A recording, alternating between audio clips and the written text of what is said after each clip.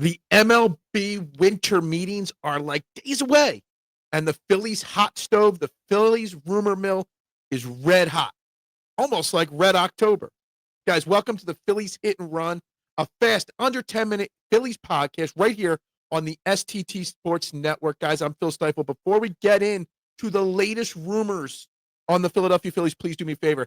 Hit that like button, subscribe to the STT Sports Network, and share this out on all your social media platforms. It's free to do. It does not cost you a thing to support this channel, this rising channel with some quick clicks.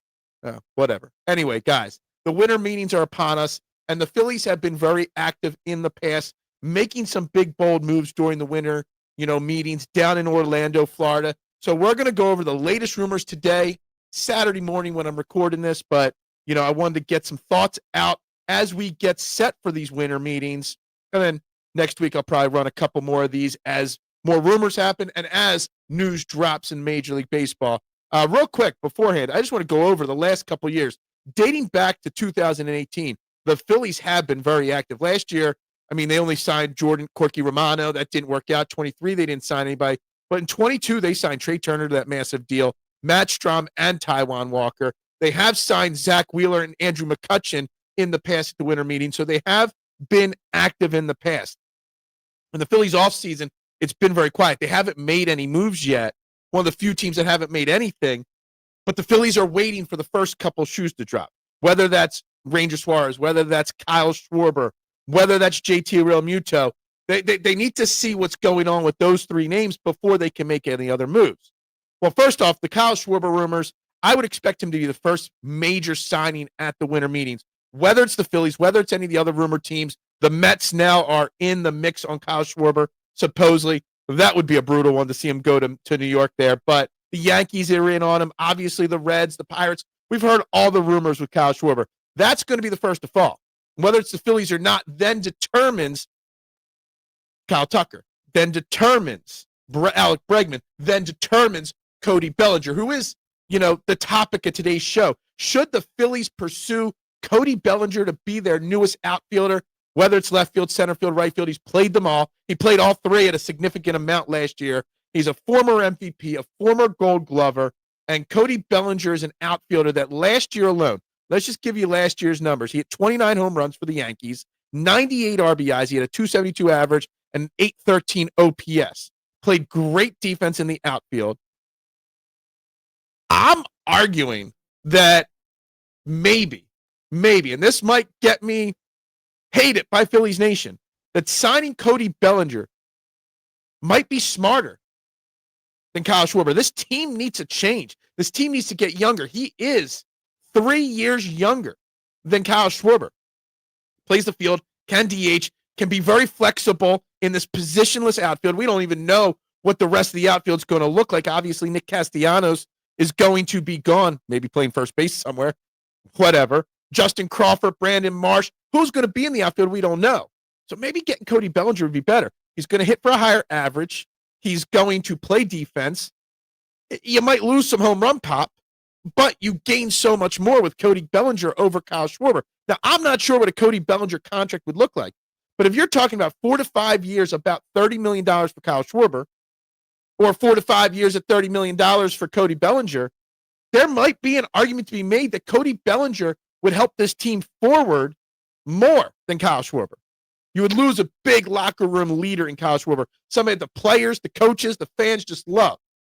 But Cody Bellinger can be that guy as well. Cody Bellinger can be a fan favorite as well. So I think it's interesting to see what's going to happen. And I'm all for Cody Bellinger. Obviously, I've been very adamant that Tucker, he's my top choice. He's the guy I want. But I'm seeing rumors of 10-year contracts, $400 million. And I don't think the Phillies will go that route with any free agent, especially the fact that they've talked about, not expanding the payroll, past what it was last year, if any, if maybe a little bit, maybe, but that's about it.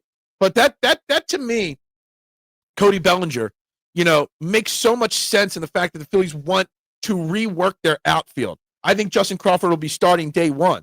Could you imagine an outfield of Crawford and Marsh, but then you put Cody Bellinger right in the middle? That's a massive upgrade from what we had last year.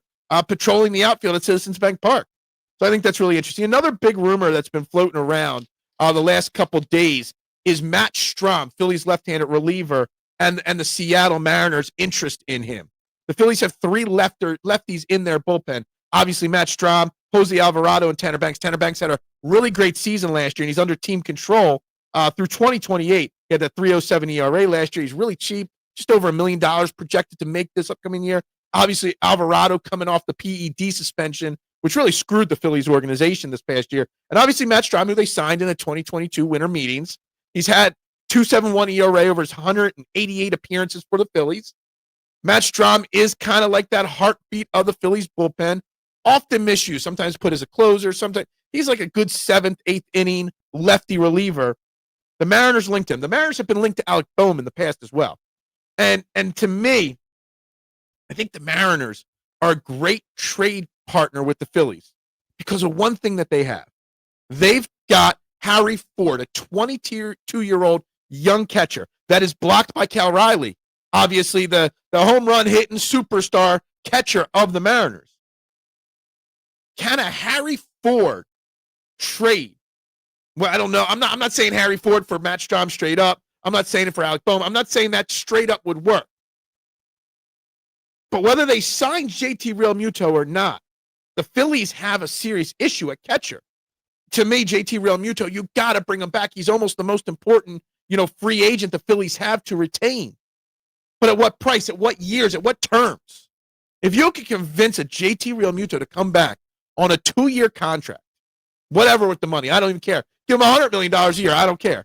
And then go out and find a guy like Harry Ford to be 2-year deal for JT Realmuto to bridge a few more years to Harry Ford, who still needs a little bit of development. I mean, the bat's there. Harry Ford in AAA for the Mariners this past year hit 16 home runs, 74 RBIs, had an 868 OPS, hit almost 285. Did have 11 errors in those 97 games. Little concerning there. Giving Harry Ford 2 years to learn from the great JT Realmuto and then transition to him, that might be a fantastic path and a little creative thought process that the Phillies, maybe they should look into it.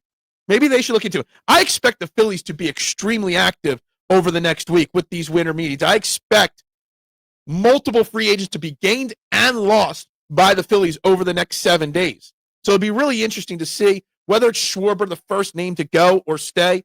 We're going to find out really, really soon. Guys, again, this is the Phillies Hit and Run, a fast under 10-minute Phillies podcast. Guys, like, subscribe, share this out. Make sure you tune into Trending in the AM Monday through Friday live, 90 minutes to 2 hours of live sports talk every day, taking your thoughts and opinions on this, the Eagles, the Sixers. We got a huge Monday Night Football game coming up against the Chargers. Make sure you tune in live daily. Bring your thoughts and opinions on everything from this video to there. And if you drop your comments, I will respond to every one of your comments, good or bad, whether you like me or not.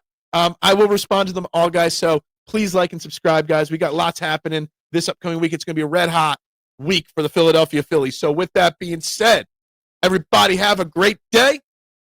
Bubbles up.